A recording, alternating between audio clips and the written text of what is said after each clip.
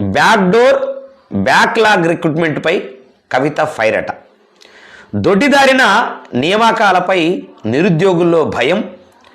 Municipal, revenue, irrigation, విద్యుత్ శాఖలపై ఆరోపణలు.